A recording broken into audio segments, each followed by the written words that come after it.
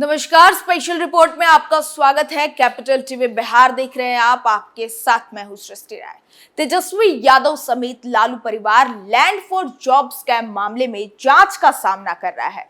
इसी बीच बिहार के सियासी गलियारों में इस बात की अटकलें भी लगने लगी है कि क्या इस बार भी नीतीश कुमार अपनी अंतरात्मा की आवाज सुनेंगे, क्योंकि साल 2017 में तेजस्वी यादव पर जब IRCTC घोटाले में भ्रष्टाचार के आरोप लगे थे तो नीतीश कुमार ने अंतरात्मा की आवाज सुनते हुए आरजेडी से गठबंधन तोड़ दिया था।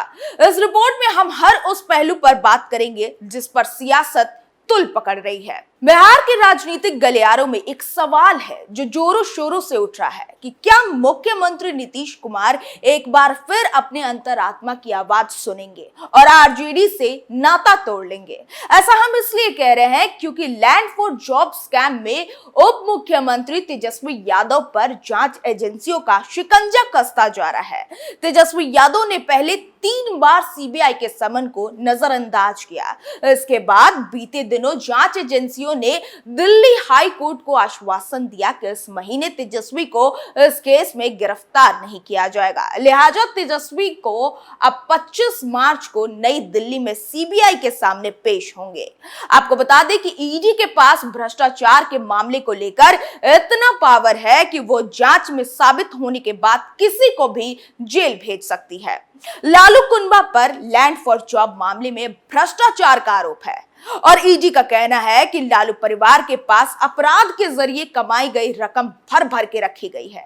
ऐसे में सियासी जानकारों का कहना है कि तेजस्वी यादव का संकट कम होने वाला नहीं है और ईडी तेजस्वी को कभी भी जेल ले जा सकती है। आपको बता दें कि बिहार के सीएम नीतीश कुमार के बारे में अब आम धारणा बन गई है कि वो कोई भी फैसला अंतरात्मा की आवाज सुनकर ही करते हैं। बीजेपी के साथ जाना हो या उसका साथ छोड़ना या फिर महागठबंधन के साथ सटने हटने का निर्णय, हमेशा उन्होंने अंतरात्मा की आवाज ही सुनी है और उस पर अमल किया है। 2014 के लोकसभा चुनाव के पहले नरेंद्र मोदी को बीजेपी ने जब पीएम फेस पेश किया तो नीतीश ने अंतरात्मा की आवाज सुनकर ही सालों पुराने बीजेपी से बने रिश्ते को एक झटके में तोड़ दिया था और अपना नया साथी उन्होंने आरजेडी को बना लिया था। नीतीश कुमार ऐसे फैसले लेने के बाद जब भी मीडिया से मुखातिब होते हैं तो ये जरूर कहते हैं अंतरात्मा की आवाज सुनकर फैसला लिया है। सियासी जानकार भी मानते हैं कि नीतीश कुमार की अंतरात्मा कब जाग जाए ये बताना मुश्किल ही नहीं नामुमकिन है। हालांकि उनकी अंतरात्मा सियासी गुणागड़ी देखकर जागती है। इस बार एजेंसियों ने लालू परिवार पर शिकंजा कसना शुरू किया है। बिहार के डिप्टी सीएम तेजस्वी यादव भी इस लपेटे में है, तो ऐसे में कई सवाल उठ रहे हैं, लेकिन एक सवाल ने तो लालू परिवार के होश उड़ा रखे हैं। सूत्रों का कहना है कि नीतीश की अंतरात्मा महागठबंधन को लेकर चर्चा कर रही है, यानी कि उनके मन में महागठबंधन को लेकर सवाल उठने लगे हैं। अंतरात्मा की आवाज पर ही आरजेडी से हटे थे। नीतीश कुमार की अंतरात्मा 2017 की तरह ही फिर से जागती हुई दिख रही है। आपको बता दें कि कुछ ऐसी ही अंतरात्मा की आवाज उनको 2017 में भी आई थी जब सीबीआई ने तेजस्वी यादव के खिलाफ मामला दर्ज किया था। उस वक्त नीतीश ने तेजस्वी को जनता के बीच जाकर अपने ऊपर लगे आरोपों की सफाई देने की शर्त रखी। चुनाव में गए बगैर तेजस्वी के लिए यह संभव नहीं था। अब ऐसे में कुछ कहा नहीं जा सकता है कि उस वक्त नीतीश को तेजस्वी समझा नहीं पाए या नीतीश का इशारा तेजस्वी समझ नहीं पाए और नतीजा यह हुआ कि एक झटके में नीतीश ने आरजेडी नीत महागठबंधन से रिश्ता तोड़ दिया। इतना ही नहीं, अंतरात्मा की आवाज सुनकर ही फिर उस बीजेपी के साथ सरकार बना ली जिसके सर्वमान्य नेता नरेंद्र मोदी तब पीएम के रूप में अपने पहले कार्यकाल का 3रा साल पूरा करने वाले थे। इतना ही नहीं, आपको बता दें कि ये वही नीतीश है जो उसी नरेंद्र मोदी के कारण उन्होंने बीजेपी से वर्षों पुराने रिश्ते तोड़ लिए थे।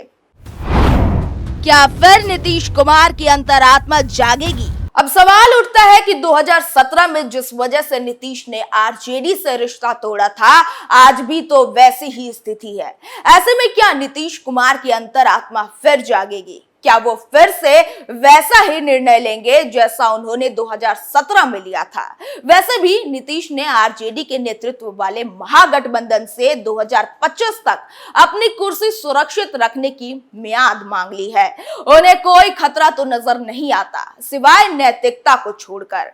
राजनीतिक सुचिता, ईमानदारी और नैतिकता की बात करने वाले नीतीश कुमार के सामने सबसे बड़ा संकट यही है कि वो 2017 वाला रास्ता अपनाए कि 2025 तक महागठबंधन के सहारे अपनी कुर्सी सुरक्षित देखते हुए नैतिकता को तिलांजलि दे दें।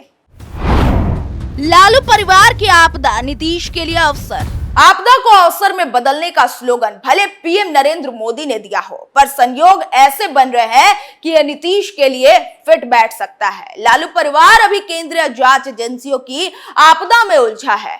रह रहकर तेजस्वी यादव को सीएम की कुर्सी सौंपने का जो अभियान आरजेडी की ओर से चल रहा है, उससे बचाव की संजीवनी सीबीआई, ईडी जैसी एजेंसियों ने आसानी से नीतीश को उपलब्ध करा दी है। सीएम की कुर्सी के लिए अब ना तेजस्वी की ओर से कोई हड़बड़ी दिखती है और ना ही उनके समर्थकों के मुंह खुल रहे हैं। ऐसे में 2025 तक नीतीश की कुर्सी पर अचानक खड़े होने वाले खतरे की आशंका अब खत्म हो गई है। नीतीश के पास प्लान बी लेकर खड़ी है बीजेपी। बीजेपी भले अब जोर देकर कहती है कि एनडीए में नीतीश कुमार के लिए दरवाजे बंद हो चुके हैं, लेकिन राजनीतिक जानकार इसे सच नहीं मानते।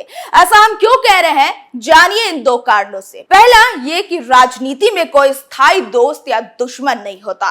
अवसर और आवश्यकता के अनुसार राजनीतिक समीकरण बनते बिगड़ते रहते हैं।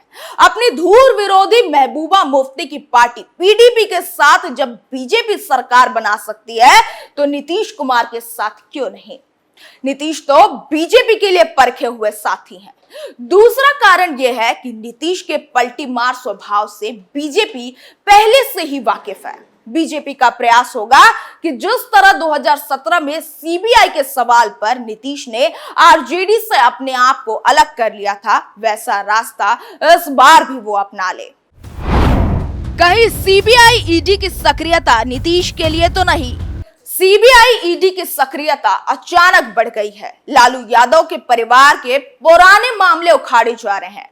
ऐसे में एक और सवाल है जो सबके मन में उठ रहा है, महागठबंधन से नीतीश को अलग करने के लिए कहीं बीजेपी की ये सुनियोजित चाल तो नहीं है? इसलिए कि 2017 में इसी फॉर्मूले के आधार पर नीतीश को बीजेपी ने महागठबंधन को छुड़ाने के लिए मजबूर किया था। ऐसे में यह भी कहा जा सकता है कि हो सकता है कि नीतीश ने ही बीजेपी को यह तरकीब सुझाई हो कि ऐसा होने पर उन्हें अलग होने का आधार मिल जाएगा और वो किसी भी सवाल जवाब के झमेले में बिना पड़े ही महागठबंधन को टाटा बाय बाय बोल सकेंगे। बहरहाल बाकी वजहों को छोड़ भी दे तो इतना तो तय है कि सीबीआई जांच ने ही 2017 में नीतीश के लिए आरजेडी से मुक्ति का मार्ग निकाला था। बीजेपी को बिना मेहनत आसानी से नीतीश जैसा दमदार साथी भी मिल गया था। इस बार भी 2017 जैसे ही हालात हैं। देखना है कि नीतीश की अंतरात्मा से इस बार क्या आवाज निकलती है। स्पेशल रिपोर्ट में आज के लिए बस इतना ही। फिर पेश होंगे नए मुद्दों के साथ। तब तक के लिए देखते रहिए कैपिटल टीवी बिहार। नमस्कार।